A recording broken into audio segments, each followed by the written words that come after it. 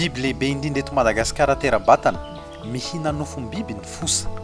Matanjaka izy ary tena mpandravarava izay biby tiany hohanina ao anaty ala, indrindra fa ny gidro, ny tandraka, ny katsatsaka, ny vorona.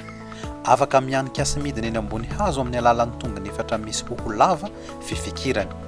Ny fosa dia ao anatin'ny vondrom-pianakavian'ny biby atao hoe Epleuridés, biby tera-batana mahazo roa amin'ny biby lehibe mpihinana nofo na mammifère feliforme.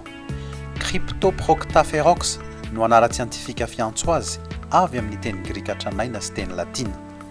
Puma, jaguar, liona no mitovitovy ny mpikaroka bika sy tanjaka amin'ny fosa. Piso sy mangosty indray no mitovitovy endrika aminy. Matetika mena manjatsotra ny volon'ny fosa. Ny lahy no lehibe vatana noho ny vavy, 4.7 kilao ny lanjany. 7.20 cm eo ny halavany hatreo amin'ny rambony. Lava noho ny vatany, ny refin'ny rambony mahasesy hatramin'ny 2.20 metatra. 5.20 ny feno-taona ampivelomany. Ala-kitroka no tena mahatamana fosa.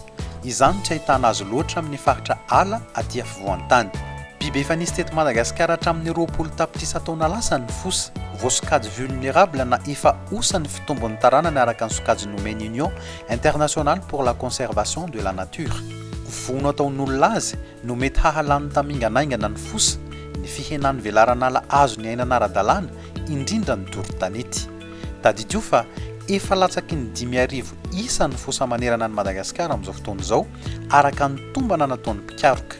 Izany no maha anaty lisitry ny biby zanatany arovana azy, tsy azo hazaina, na tezaina, na aondrana ny ivelany, fa mahasarika mpizahatany maro kosa izy amin'ireo faritra arovana misy eto Madagasikara.